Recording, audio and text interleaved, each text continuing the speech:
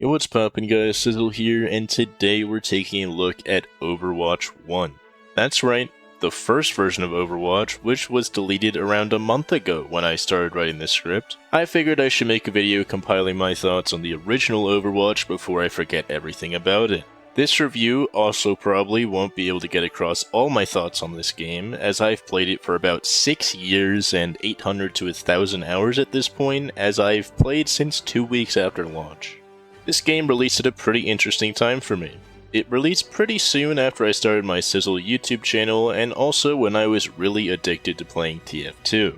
I remember thinking that it was an extremely fun game similar to TF2 at the time, and looking back, that's what it was for the time being. I had a good amount of videos on this game, especially around launch, and I had a lot of fun making those videos. This game is pretty special to me as it was actually the game that managed to bridge the gap for a lot of my friends on console to start playing PC games. Anyway, back to what it's actually about. Overwatch is a hero-based FPS. There's a bunch of different heroes generally split between tank, damage, and support characters. They each have between 1 and 4 abilities, with an ultimate ability they can use once every few fights that greatly alters the outcome of any given fight. It's basically a dumbed down TF2 with the addition of ultimate abilities that I actually do really like the addition of. Instead of having 9 classes with hundreds of weapons, this game has a ton of classes with 1 or 2 weapons. It helps a lot with the learning curve as it helps with recognition, and this is literally the game I'd recommend to anyone trying to get into PC FPS games. The main difference between Overwatch and most other FPS like TF2 or CSGO for me is the team play. As far as I'm concerned, most team games aren't actually team games. Overwatch is pretty much the only FPS game where your team actually matters and you can't just do everything on your own. No matter how good you are, you can't 1v6 everyone, you need to work together and play as a singular unit in order to yield the best results. It's a great time playing with your friends for that exact reason, because the individual mechanics of each person matter a lot less, especially since there's a lot of heroes with easy mechanics, which leads to everyone having fun together collectively. When this game launched, all the heroes felt very new and fresh, and the balance of the game left a really fun version of the game to be played. Even almost a year in, they just introduced a ton of fun maps, game modes, had some really cool character releases that they built up over time, such as the year-long Sombra ARG, and the metagame generally developed in a super nice way. In particular, I really had a fun time playing Junkrat, Roadhog, Doomfist, and Copa Lucio Ball, which is a ripoff of Rocket League, and my 2 favorite maps were Temple of Anubis and King's Row. They also added custom games so you could have fun in private with your friends, which I definitely did. There were many late-night deathmatch sessions that almost all my friends remember extremely fondly even today. My favorite game mode of all time in Overwatch, though, is Copa Lucio Ball for some reason, and it is responsible for about 1/3 of my playtime in Overwatch. This is definitely a very weird thing, and I'm 100% in the minority of the player base with this take, as there wasn't ever that many people playing Copa, even at its launch. I'm not the biggest fan of Rocket League, but for some reason I really enjoyed this Rocket League-like game mode a ton. I have around 400 hours across multiple accounts just on Copa Lucio Ball, and I recognize most of the other top 200 Copa players by their usernames, as we've had a lot of interactions every summer since 2017. Anyway, back to the main game. Overwatch was a game all about playing the character you enjoyed and swapping if you were being hard countered by the enemy so that you can beat them, but every character generally had a chance to shine even if they were being countered. This time period is what I refer to as the golden years of Overwatch. Pretty much everything in the game at this point felt very fresh and fun. That was until Season 10 of Competitive.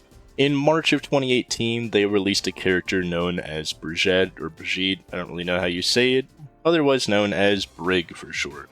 They single-handedly changed the entire metagame to be all about stuns. Now, there was this team composition called GOATs at the highest level, where you basically just run around as 3 healers and 3 tanks and just roll over people, which is actually really fun to play. But at every other level of the game, such as Gold, where I spent almost my whole Overwatch career at, this game became all about stuns. You spent less time playing the game than you spent being stunned. This was mainly because Brig was just so easy to play, unkillable, and had a super low cooldown stun, along with the many other stun abilities that came into this game or existed beforehand. This lasted for around 1 to 2 years, as they kept adding new heroes like Orisa and not figuring out how to balance Brig, so you just spent that whole time just suffering and being stunned if the enemy felt like it. Eventually, people did start swapping to mainly run 3 tanks, 3 heals even at the lower ranks, which made it so that a majority of the cast, being the DPS role, was completely unplayable, as DPS were just a pick that caused you to lose the games unless you were absurdly good. The developers realized this and made an initially hated change to the game called Role Queue in August of 2019, which forced 2 tanks, 2 damage characters, and 2 support characters on every team. I myself remember really hating this when it came out, but 3 years later I can say that this update single-handedly saved Overwatch from stagnation. The issue with this, however, was that 1 month before, in July of 2019, they added a character called Sigma. Now, I wasn't into the competitive scene at the time, so I don't really know how things went there, but he went pretty unnoticed at the lower levels until the role queue changes. During this period of time, I managed to climb all the way to low diamond, as there was a lot less emphasis on having teammates pick good heroes, and more of simply positioning right and doing damage well. Fortunately, for around 6 months, he still went pretty unnoticed, and Overwatch felt back to its peak again. Unfortunately, at this 6-month point, people realized that shield heroes were the best 2 tanks to pick by far. This ushered in the meta which single-handedly killed Overwatch and plagued the game from 2020 all the way until its eventual death: double shields. A meta where everyone sits behind shields and shoots at enemy shields until one team happens to break a shield when it's on cooldown, or randomly gets a kill with their ultimate, which was an extremely boring and drawn out sequence of events, and caused me to quit the game permanently in around early 2021. All the while, the game was also being plagued with a ton of issues like server issues, cheaters, bugs, and the like. Overall, Overwatch is a game I've been pretty passionate about since its launch, if that wasn't obvious enough.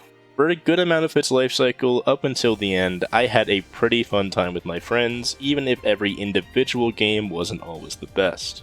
I will forever miss Copa Lucia Ball, as it doesn't seem like it'll be coming back in Overwatch 2, and I will forever cherish the many memories I've made with my friends and random people online in this game over the years. Despite this game really sucking toward the end of its life cycle, it is a very special game to me, and it's more than paid off the initial $40 I paid for it all those years ago. Therefore, despite its sorry state at the end of its life, and the fact that it's quite literally unplayable forever since it has been shut down, I will be giving Overwatch the coveted 6 out of 5.